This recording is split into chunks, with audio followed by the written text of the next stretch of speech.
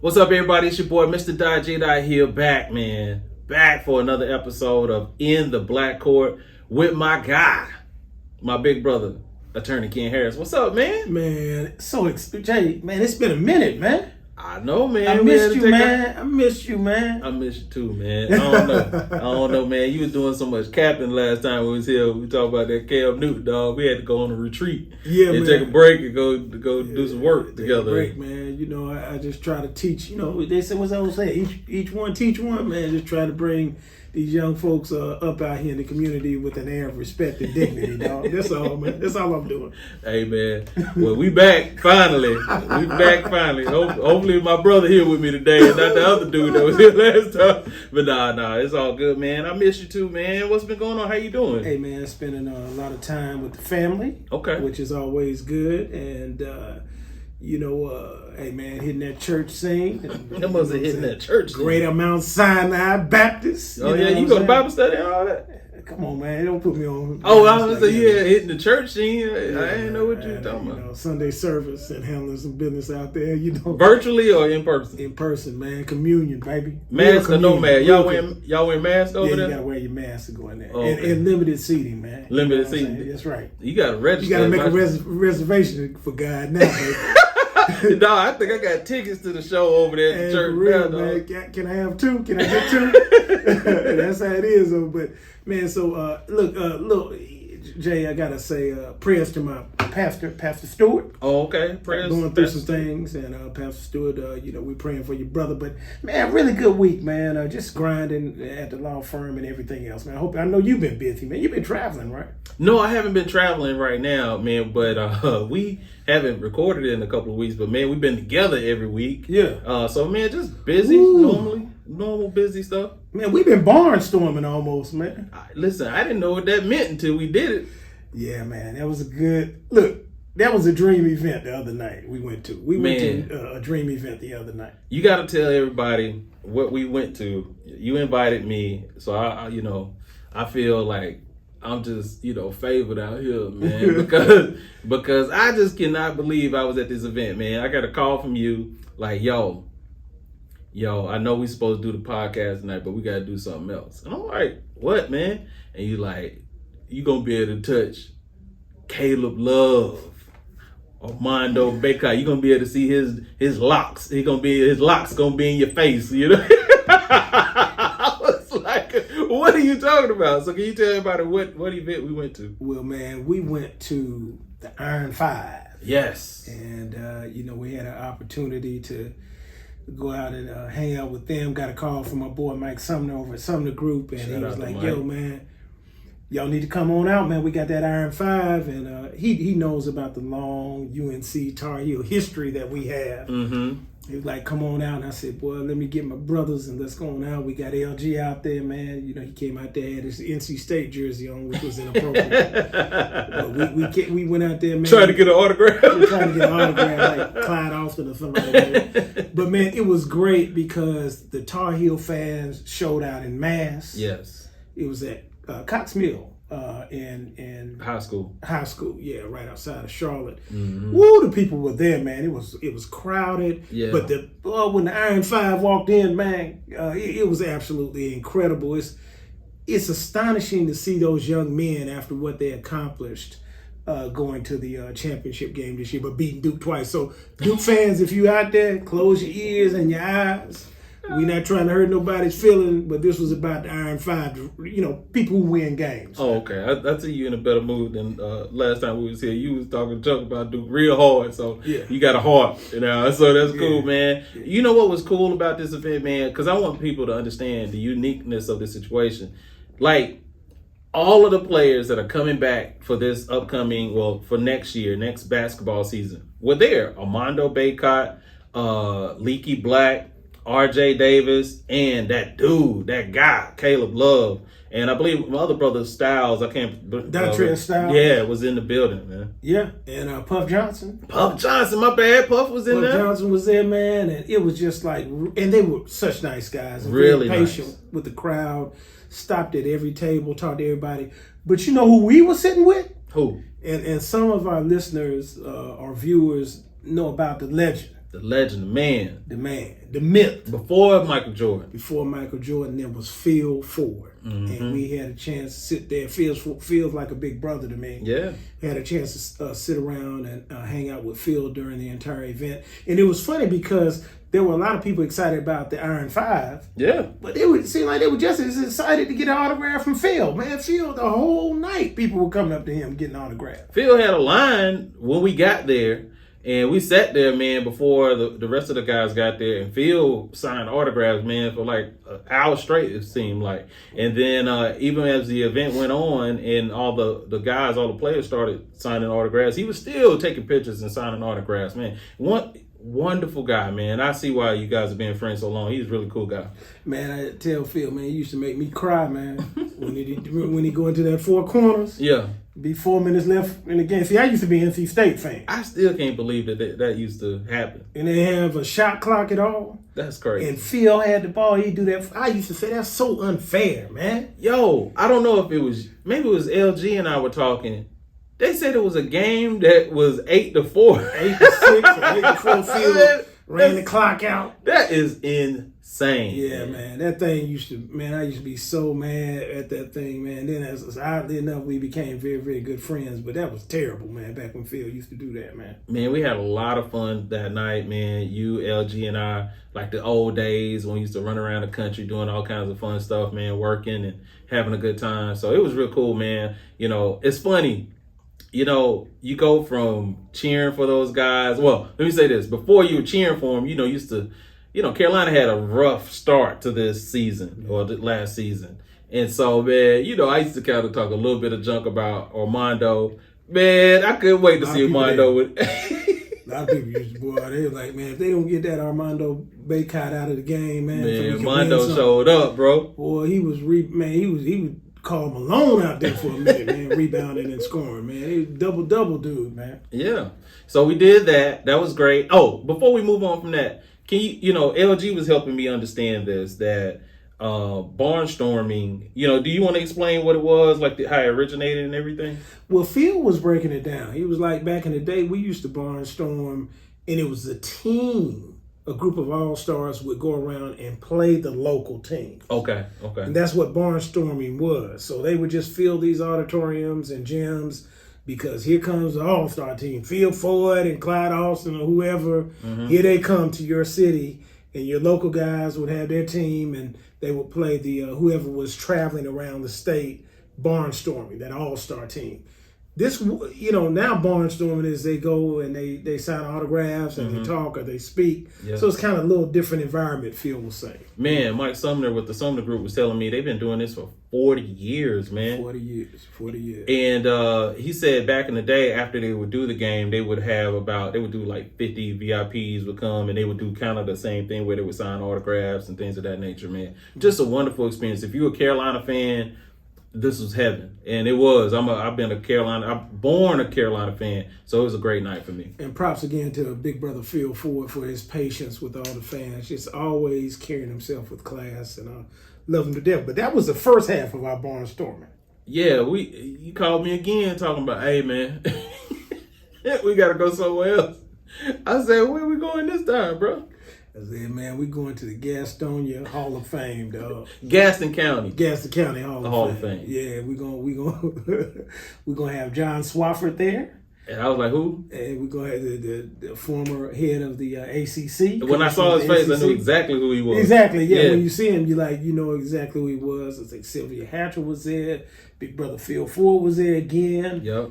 But all of the old stars and celebrities from the sports world in Gaston County were there.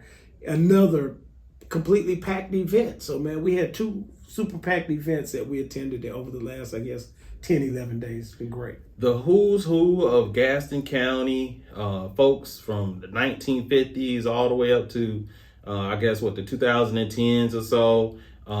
They inducted maybe about 8 people, I believe. Really cool, man. Coach, I know this has turned into, it feels like sometimes this is a Carolina Tar Heel podcast, but man, Coach Sylvia Hatcher was there. I didn't even know she was going to be there, man. So it was cool to see her. She introduced my man, what was his name, Swafford? Mm-hmm, John Swafford. That was cool. And yeah, man, look, the great thing about that night too was that former Governor Pat McCrory was sitting there with us, and he's running for the Senate now. I had a chance to spend some time talking with him. But really another event where a lot of prominent people were there. So it was a great event, man. They're going to have to start enforcing these little speech limits. So, man, you can't, man, if you get an award, man, you got to understand, man, we got like 10-minute limit on when you in person, man, they can't cut the TV off on you. They can't go to commercial, dog. Right. So, you know what I mean? There was a lovely lady there who was speaking on behalf of her husband.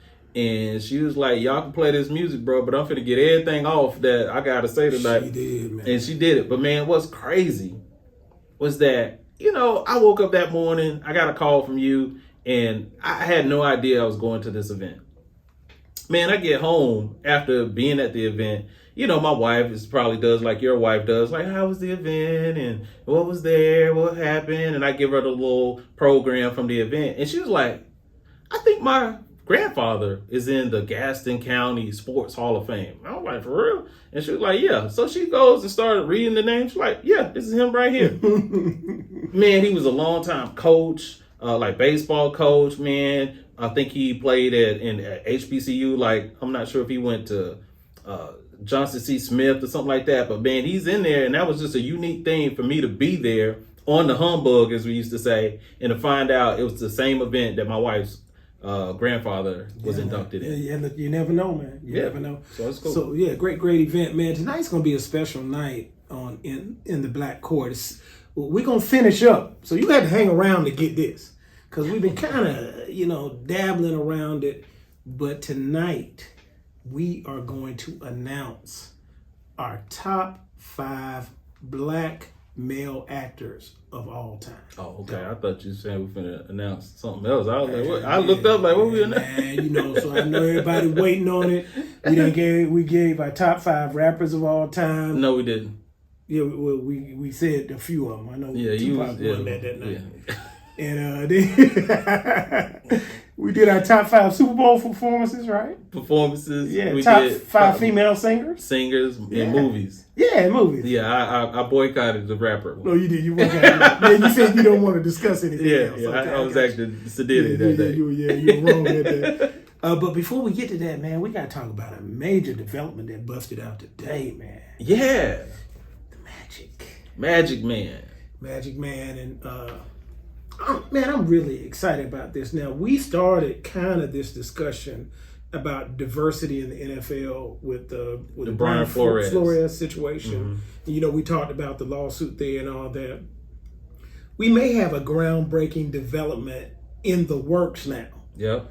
Because today the media broke that our man, Mr. J, Magic Johnson, is exploring involved in a partnership that is pursuing the ownership of the Denver Broncos. Yeah. So I'm excited about that, Jay.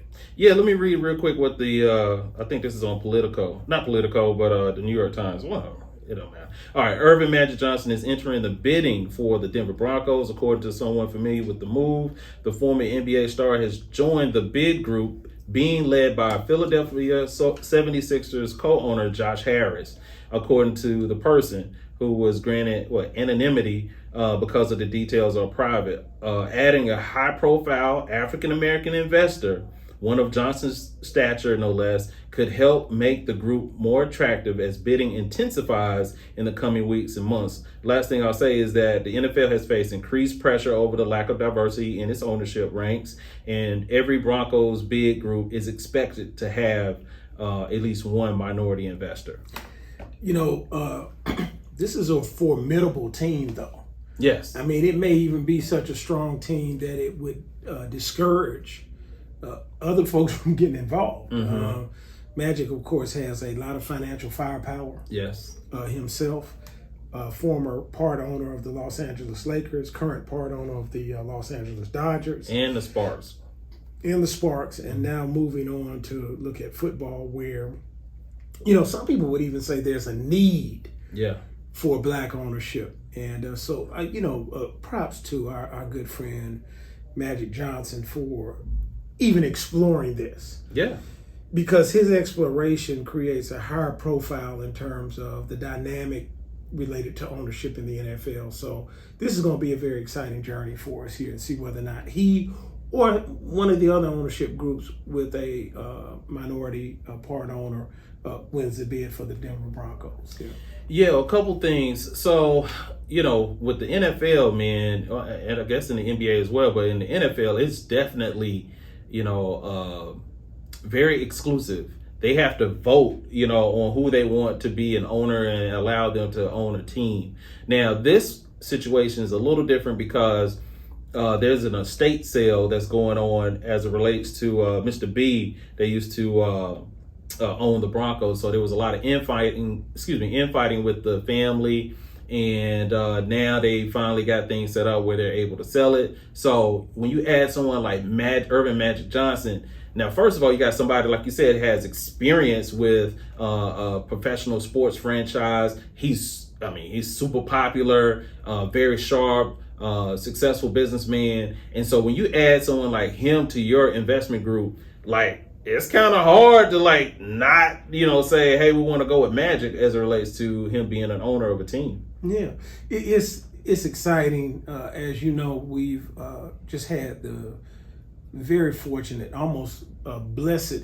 opportunity to work with Magic for almost, I think, 25 years now. We've had a relationship with Magic and his team and their organization, and just watching him navigate. One thing about Magic is that he is a businessman that has perspective and insight about how to navigate large opportunities and come away with a finalization, with a win, with a victory. And so I know he'll take every meticulous step to make sure that they have the best opportunity to win the process. If they lose it, it won't be for lack of resources, because he makes sure when he goes into an opportunity that he has the resources and the firepower to win. If they select somebody else, they're going to do that, but it won't be because they don't have the resources. And I think it sends a message throughout the NFL that there are African Americans out here or minority individuals who are willing to do what's necessary to participate in the boardroom. Yes. We've suffered, because we have to do all the asking all the time in the NFL. Yeah. Hire us, sign us. But this is a situation where Magic is going in and saying, I want to be the one doing the hiring and signing. And I love it. Yeah, I love it too. And, the first thing I thought of, who better than Earvin Magic Johnson to be one of the first African Americans to own a NFL team or a franchise. For me, man, I just feel like we have to have someone, I know people say a seat at the table, but I think we have to have someone like a Earvin Magic Johnson. I think it'd be great for him to be one of the first if this happens, because you talked about perspective.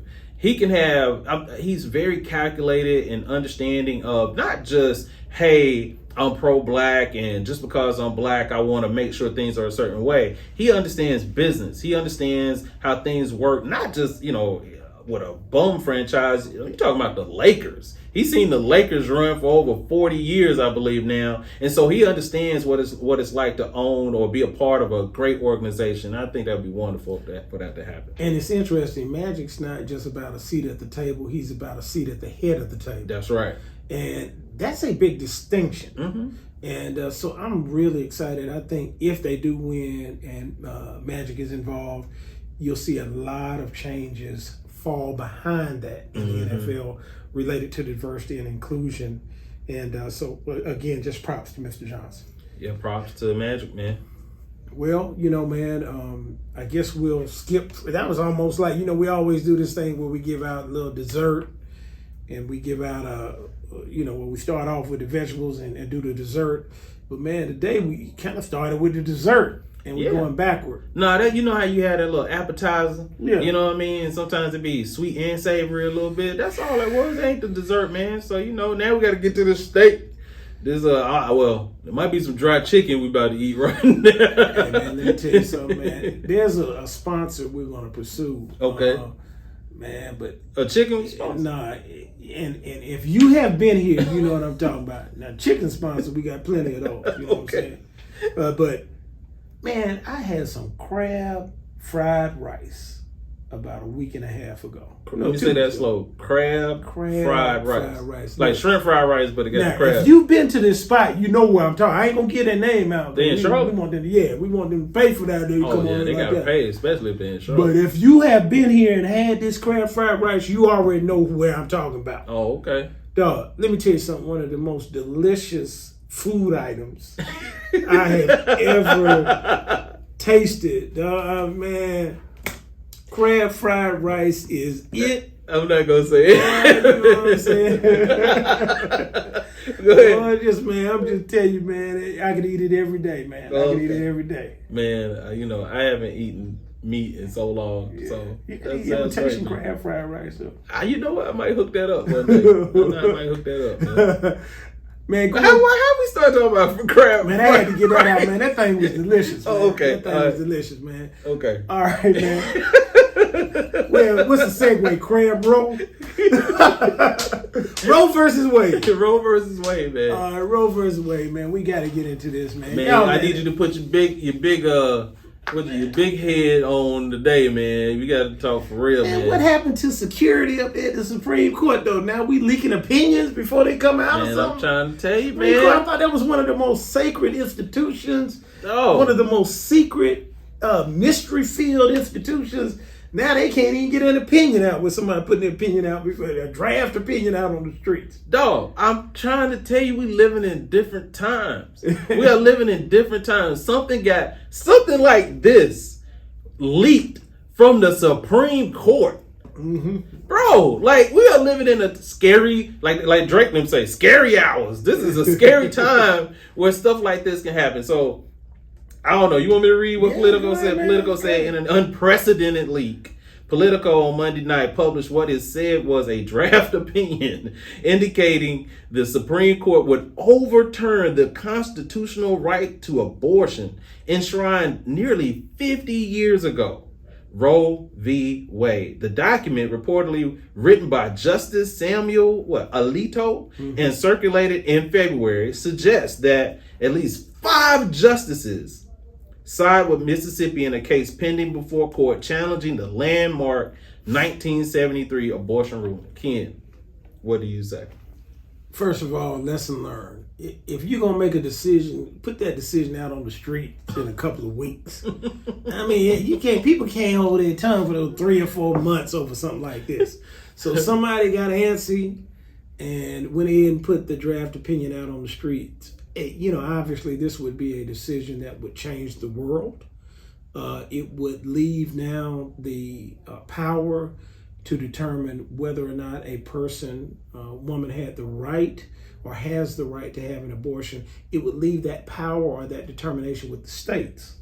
And many states aren't going to go for that. And it's a lot of states, I'm sorry to jump in, but there's a lot of states already, they got their hand on the trigger, figuratively speaking, ready to overturn abortion in those states. Hey, man, and it's going to be done. And that's what's going to happen. Let's just be for real. The minute this opinion drops, these states are going to jump on it.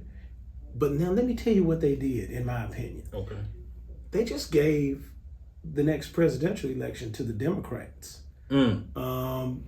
Because what they did was, and it's funny, because Donald Trump set up the Supreme Court such that it is now a conservative institution. You know I was coming with that in just a minute, but go ahead. He handled his business per se. Yeah. But there was there are consequences to every action. Mm-hmm. And so now you get this decision.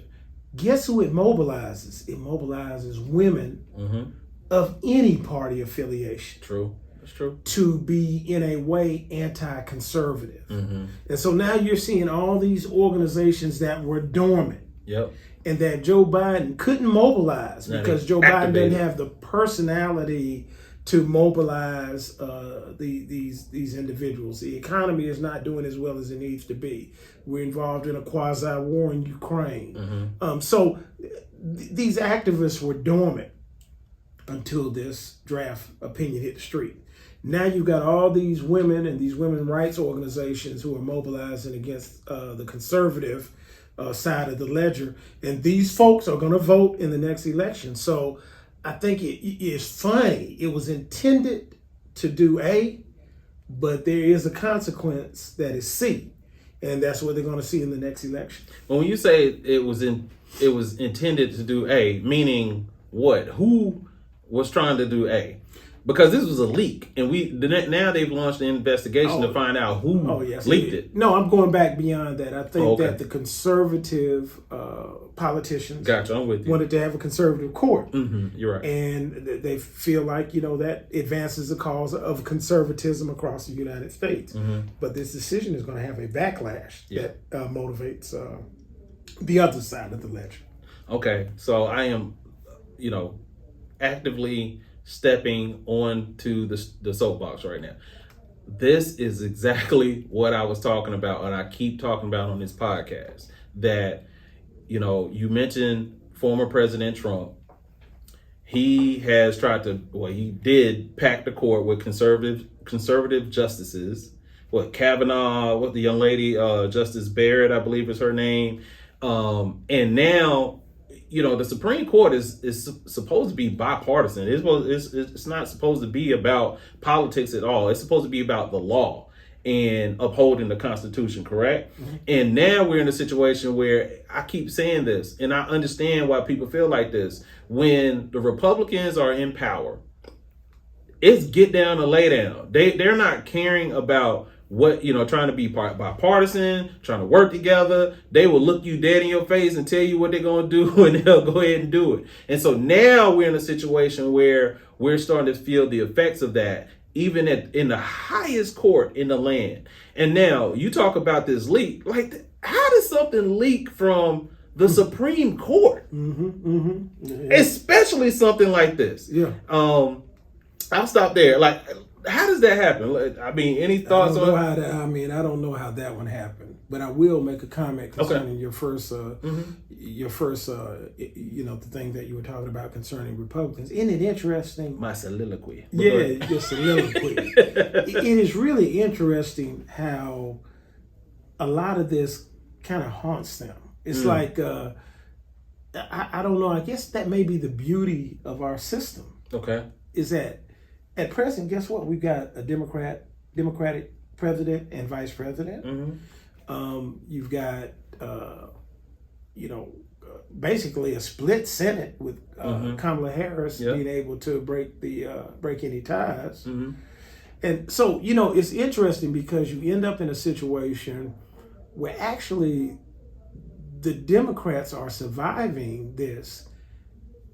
Were it not for maybe a few errors, I think the dynamic you're talking about would be devastating to the Democratic Party because Republicans are aggressive and they play the game to win. Somehow, though, it feels like they're overplaying their hand a little bit and giving it back. Mm-hmm. And this was just an example. There's always this elasticity in American politics. Where, you can push it, but if you push it too far, it seems like there's a repercussion related to you. Donald Trump was pushing it too far for the Republican Party. So the repercussion was you ended up with a Democratic president. And I think that's what's going to happen here with Roe versus Wade. When you take it too far, somehow our democracy, there's a rebounding effect when you go beyond where you should go, and I think that's exactly what's going to happen with Roe versus Wade. We may see in the next presidential election the key issue that swings that vote toward Democrats or the Democratic nominee or candidate is the women's vote, and that women's vote may be stimulated by Roe versus Wade, the overturning Roe versus Wade. Yeah. Okay. Well, I've said enough about that on every podcast, so I'm gonna move past that. Yeah. And now let's deal with this, Ken. So, from a legal standpoint, when we're sitting here, they're talking about this decision was supposed to come down in late June. The court's final decision in that case could come in late June or early July. What is the probability that Roe v. Wade could be overturned. Look, can we sit on that for a minute and think about that? 98%.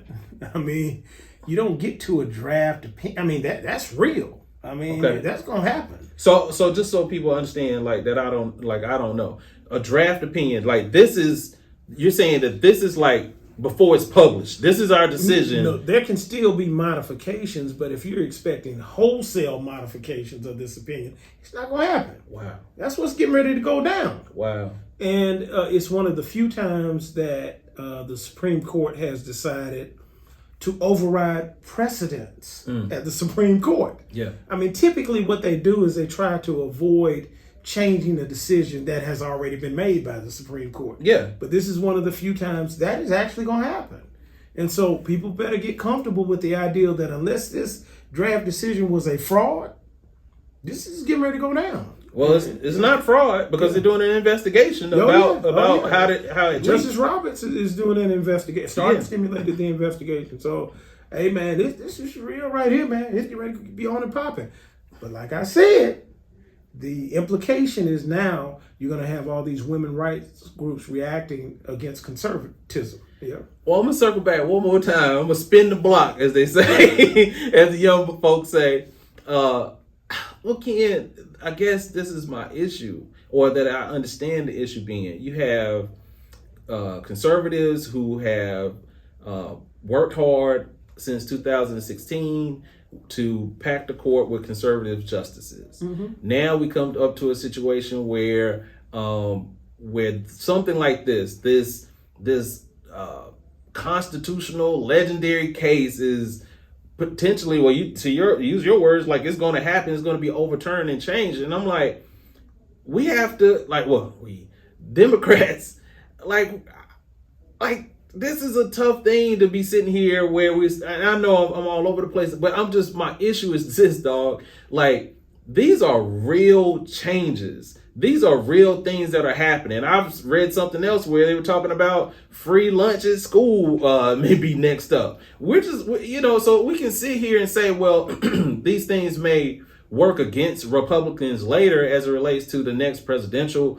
election. But this is a real law. This is a staggering thing that's going to happen and affect women all over the country this summer. Well, you know what gets me, Jay, is that you have, I saw these young ladies watching the draft decision came down, they were crying.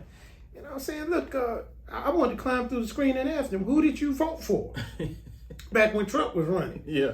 Because if you voted for Trump, that's the reason why we have this situation right now.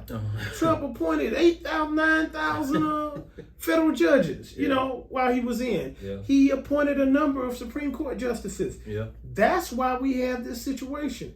Your vote counts. So if you're making a decision about who to vote for, don't come crying later when the person you decided to vote for does something against your best interest. I can never understand. Mm-hmm. And I know you talked about this on one of the episodes about how much Obamacare costs, right? Yeah. Mm-hmm. But if you're in a situation where you absolutely can't afford healthcare benefits, mm-hmm. and somehow in your mind you're voting for someone who's not talking about programming that will help or allow you to get access to healthcare, well, when that person doesn't help you get healthcare, don't cry.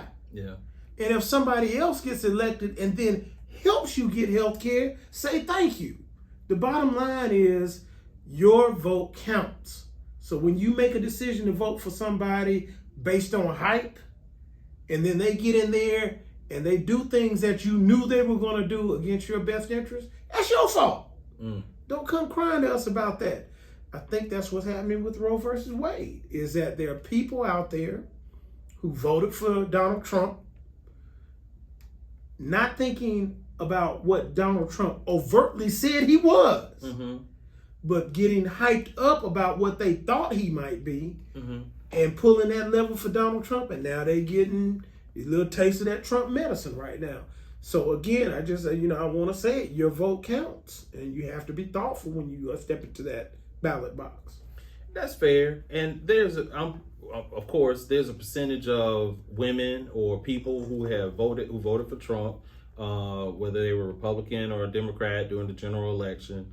But let's say we're just talking about, let's say those women that you saw on TV were Democrat, and now they're crying and they're upset because of what is taking place, which is that there is an effort, not an effort, and the execution of a plan to like reverse a lot of the things that have been in place in this country for over 40, 50 years.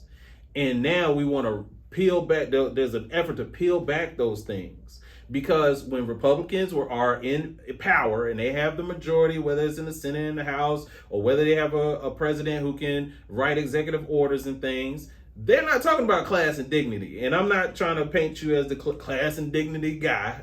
We might get a T-shirt that's some merch. Okay with me. I know, but class and dignity. I know. Word, I feel you. I'm just saying, but we do need to have some merch to say class and dignity on it. But I'm saying, class and dignity isn't stopping this. It's not stopping the overturning of Roe v. Wade. It is people voting a certain way, to your point, people in power making decisions because they can't be stopped. Because now the Supreme Court is politicized. And it shouldn't be. And so I'm saying all that again to say, when Democrats have power, they can't be sitting here worrying about how to do stuff with class and dignity, trying to be all measured and everything. You have, in my opinion, right now, I just feel in this moment, you have to do whatever your agenda is, and to offset even some of this that's happening from the right. I'm sorry, I'm a little frustrated, man. This is huge. And I'm concerned about what the ramifications, like when this comes down, like what is going to happen? What you know what people were doing back in the day when this was before Roe v. Wade? I think it hurts because it's the government, from many people's perspective, it's the government telling a woman what to do with her body. Yes. It's kind of like somebody telling you to cook and shut up. No, I'm just kidding. I had to get you back on that. No, that was just the alley. You caught that backwards and done that one. I had to get back to Cam for that last shot. No, but really it is. And so it's very unfortunate. Mm-hmm. I wonder how it's going to play out, Jay, really. I think what you may see again is 2 terms of Democratic presidents. And so now you've got that 8 years to work with in terms of moving policy or the Democratic agenda forward, at least in part. So, you just never know. But I agree with you. You have to. Politics is a rough world out here, man. It is. So you got to put your armor on and go out there and take out your sword and do what you got to do, because it's tough out here with these Republicans, for sure. Okay, last thing on this, we need to talk about from a legal standpoint. Okay, the decision comes down in, let's say, in July, right? Mm-hmm. Now, what happens? From a state level, everyone just, each state makes its own law as it relates to abortion. I'm already seeing companies talking about if you need to do something, we pulling out. If you don't do it, we pulling out. So it's going to be a Wild West out here. And they're talking about, I forget who it was. They said that which company it was, where if a woman travels for health reproductive services or whatever, that they were pay for their expenses and things. Yeah, I saw that. I saw that. I mean, it's just every state is going to make their own decision about how they see it, and we're going to see a mixed bag, I'm sure. Okay. And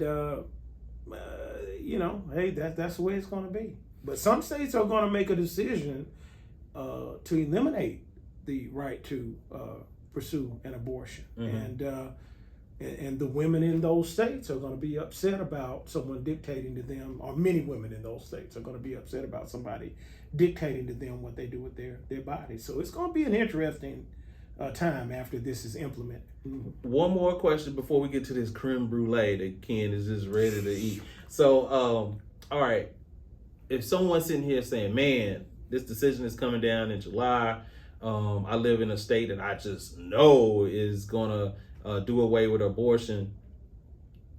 When is it going to go back before the Supreme Court to potentially be overturned again? That ain't gonna happen.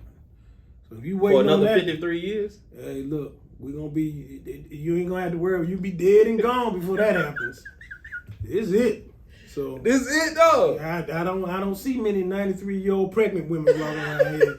So you might as well just forget that. You know, that ain't gonna happen. That ain't gonna happen. This is gonna be it. Like I said, the Supreme Court typically will not reverse its prior decisions. So that's what they're doing now. This is an anomaly.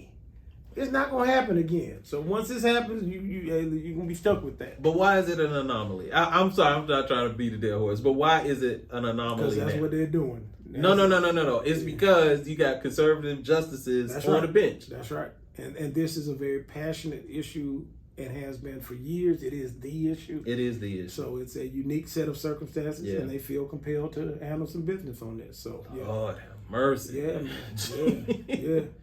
All right, I don't have nothing. You got something else? So when we thinking you 30 years now, and then you can wait till you 97, and then you be entitled to an abortion. That's not gonna happen. So anyway, man, can we move to something lighter? Because you got me down right now, man. This in the black court. We gotta talk about court stuff, dog. Well, let's go to something. Let's go to that dessert, that creme brulee. There, is it time? It's time to go to that. Creme is that the oven? All right, okay. Man, let's go to this, man. What we talking about? We need some music sometime on these top fives, man. Oh wait. Dun, dun, dun, dun. No, Top 5 black male actors of all time. I've got some big surprise. I don't know what Jay's list look like. Jay's been looking at my list. Jay's list always wrong anyway.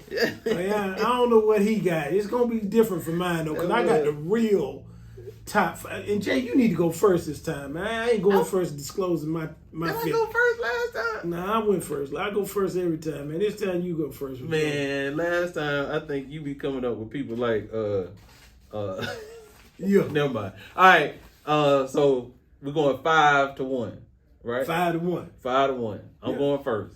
All right. Top 5 black male actors of all time. Y'all gonna be mad at Jay when we over it, but I'm gonna give you the real list when it's my turn. So this is from the heart, like Ken say. This is from the heart. No criteria. Just who we think is the best ever.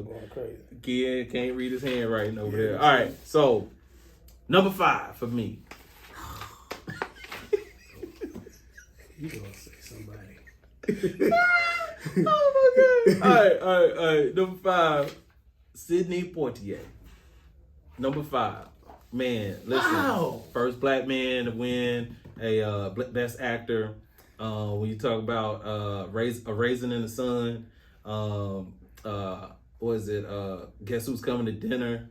Of course. I Am Mr. Tibbs or something like that. That was a great movie. My favorites, though, I'm too young to remember any of that, man. But Uptown Saturday Night, boy. With Bill Cosby. Oh, with Bill Cosby. We're looking for Lil Seymour. Little Seymour. And Big Person. And Big Person. Boy, that was it, man. Yeah, and let's do it again, man. Like, do it again. How can he not be in the top 5? So number 5, Sidney Poitier for me. Man, you shot me with that. Come on, man. I'm cultured, brother. I thought you know, man. My number 5. What? Sidney Poitier. Ooh, you doing good. Man. You doing better, boy. You doing better, dog. You doing better. Straight on that. Okay, man. All right. To Serve with Love, man. I mean, this dude, class, dignity. But during a period of time when it was tough to be a black actor and be successful and carry yourself with dignity and class. I'm going back to a lot of stuff today. Yeah. Despite the circumstances socially related to the timing. So, yeah, man, Sidney Poitier is I thought you were going to start with Malik Yoba or something like that, man. So I give you props, man. Sidney Poitier, number 5, man. All right, number 4, man.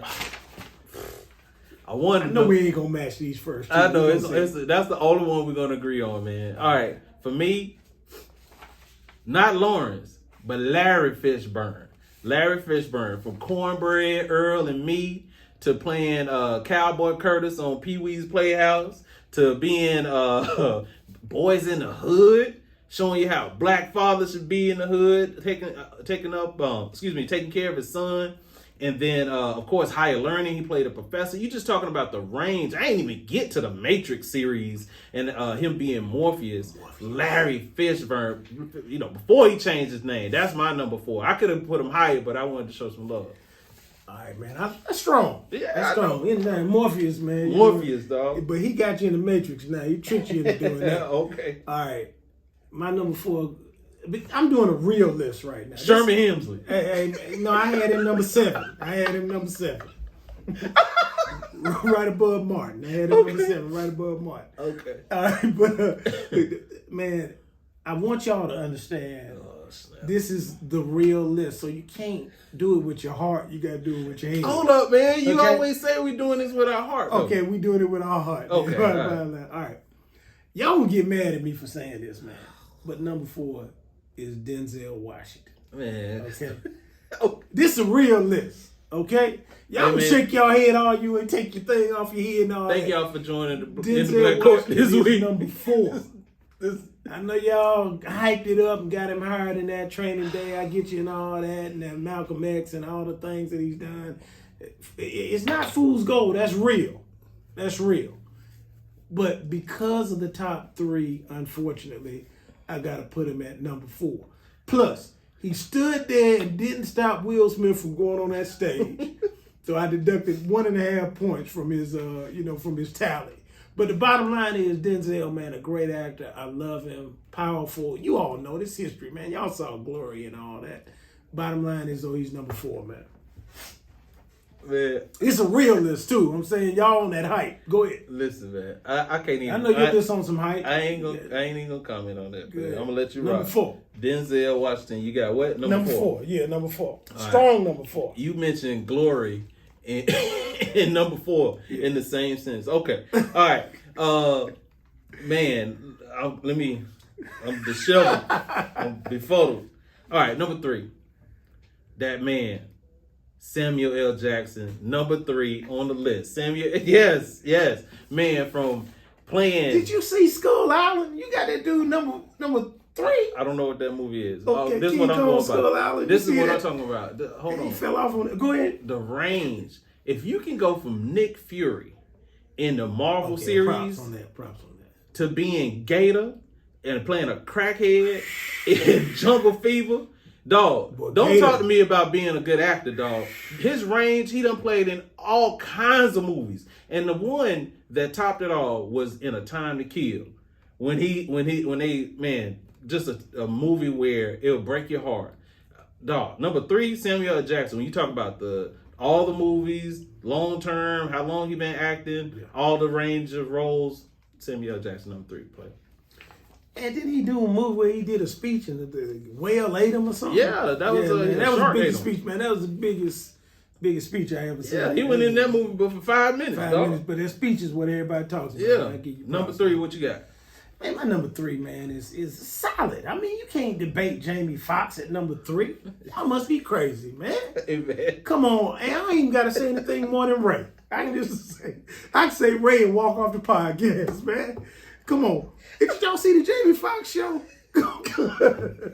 Come on, man. Jamie Foxx is number 3. There's no debate about it. Oh, you got one movie. We're going to stop it and we don't need to say anything else, man. Man, get your joint off, dog. All right, number 2, Will Smith. Man. He became Ray. Okay, it's my turn. Okay, I heard you, though. Will Smith, number 2, bro. Yeah, Will Smith, number 2. From playing an iconic young kid on the Fresh Prince, Men in Black, to Hitch, to Ali, dog, King Richard. Come on, man. And one of my favorites, Pursuit of Happiness, I Am Legend. Man, come on, man. Like, the range, that, like, if you want to talk about top actors, bro, you gotta have more than one movie where you got your thing off. Yeah, Jamie was Ray, but that's one movie, dog. You know what I'm saying? And his one little sitcom. Number 2, Will Smith. I ain't even got to talk. Go ahead. Man, let me ask you a question. Let me ask our producer, LG. Was Jamie Foxx also in Ali? Yeah. Did he play Ali? Come on, man. He was in there. Had to go around with the head cut off to the middle, man. What's your boy name? Yeah, Ali's assistant, somebody. So, what was his name, LG? Yeah. You don't know his name? Bundini. Yeah. Come on, man. You not giving respect where respect is due, man. No, he ain't nothing. Number 2. You had Jamie Foxx number 3. Just on Jamie Foxx number 3. Number 2, man. Above Denzel, right? But way above Denzel, man. Jamie Foxx number 3. Number 2. Hold on, let me think.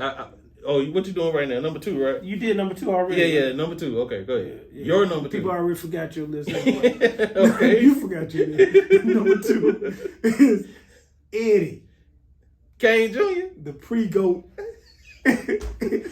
Eddie Murphy. Eddie Kane Jr. did do a great job in the 5 Heartbeats. Eddie Murphy is number 2, man. And I'm going to tell you what, he tried. He was close. But, man, when you start talking about even the residual movies, the clumps and all that, man, you got to just, this brother is coming to America, man. Twice handled business on that. Harlem Nights. Come on, this dude is it, man. The best that's ever been except for one. So Eddie Murphy is my number 2, man. So let me let y'all in on a secret about attorney Ken Harris. Yeah. Ken is somebody who cares more about the podcast being good than to tell you the truth about what his real picks are. All of this is cap. He does not believe that this is his pick. Real talk, he man. just want to make my this a good. He's it. like, let me say this second because Jay go think it's crazy. No. That's all he's doing. So all right. My number 1 so we playing the validity of my list. We playing podcast. All right, cool. I really all right. So number 1, the GOAT. Denzel Washington. Not only is he the greatest black actor of all time, he's the greatest actor of all time. From Malcolm X to Glory, where he cried one tear when he got lashed like 20 times. Dog, to Philadelphia, to Mo Better Blue. Come on, man. Like Soldier Story, man. Soldier Story. That brother. Soldier Story. Boy, don't even I forgot about Soldier Story. Yeah, man, he handled his business. Usually when he came in, he found out he looked at him like this. Yeah. You told him. Yeah. Come on, bro. Like I ain't even arguing. Denzel, Jay-Z, we not even arguing. Go ahead, bro. Man, you gonna tell our viewers out here. I'm telling you that you didn't have. I didn't hear you mention Eddie Murphy. No. You gonna have a top 5 list of actors, greatest actors of all time, and you ain't got Eddie Murphy in. Bruh, he did a great job. Man, what's your number 1? I ain't doing this. Go ahead. What's your number 1? It's crazy, man. It's crazy. What's your number 1? You hurt, man. Y'all out there who feelings are hurt. Put your comment in there below the thing, man. Tell Jay how disrespectful that was not to have Eddie Murphy on that list. The number 1 ain't no question, man. Is Will Smith, man. Will Smith, to me, man, when I saw King Richard, how you can take a light-skinned brother and play an entirely different human being. A dark-skinned brother? Who's dark-skinned.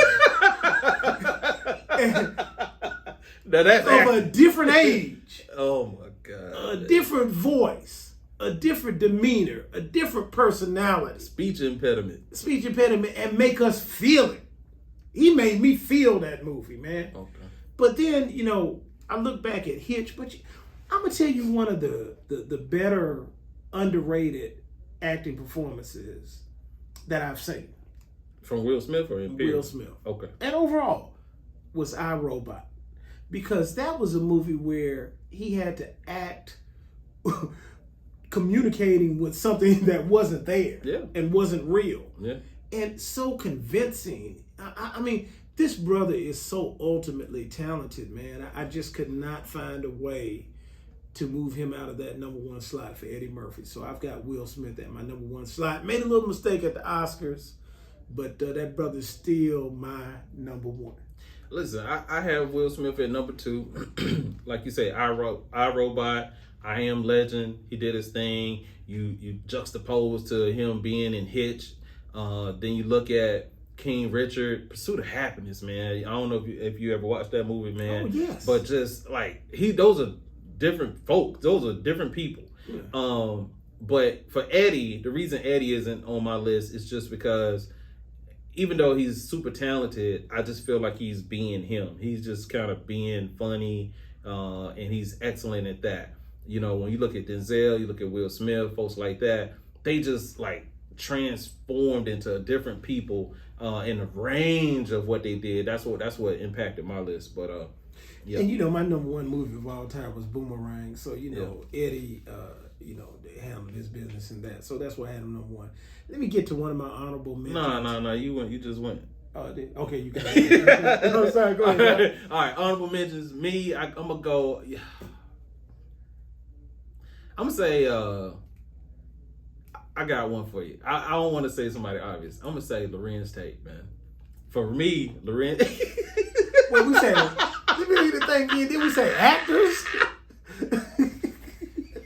Lorenz Tate, dog. First of all, I was gonna say Tupac. Go ahead. Tupac was a great actor. Yeah, he was an excellent actor. Yeah, no Lorenz Tate, but he was a great actor, man. From playing Old Dog in Menace to Society, juxtaposed to playing Darius Love Hall in Love Jones. To I don't know what else he played. Well, he played in on Power. But I counselor or somebody was some politician. Yeah, man. Lorenz Tate, a bad boy. Honorable mention. President. What? Lorenz Tate. Lorenz Tate. What you got? All right, man. My honorable mention, man. I already know what you're gonna say. Career Too Short. Chadwick Boseman.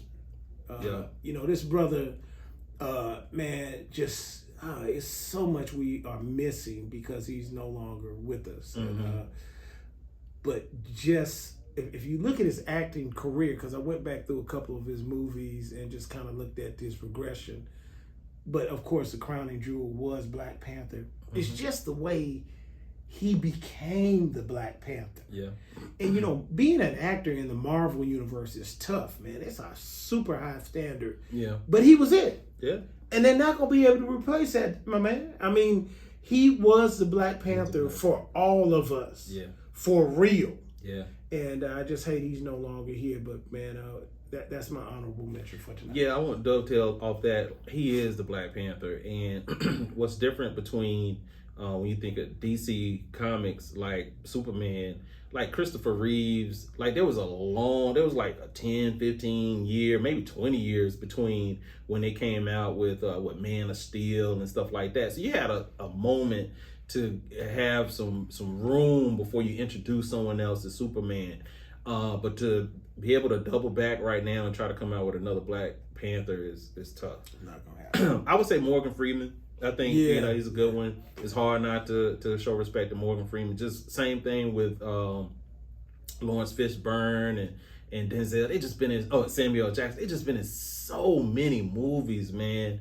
He kind of gets. He plays himself a lot, the same distinguished old man in a lot, but man, he's certainly great. Well, man, I'm glad you said that, and I don't have any more to add, but I'm gonna tell you that daggone Morgan Freeman in Shawshank Redemption. Yeah, man, that boy made you feel that, boy. Yeah. When he got out, man, when he finally got to that ocean, I was like, I was sweating. I was like, well, thank goodness, man, he made it, man. Yeah, he made it, man. So he made you feel that. So yeah, man, I think two great lists, man. Actually, all right, say your list all one after the other. Five was Sidney Poitier, right? Okay. I think who was my four?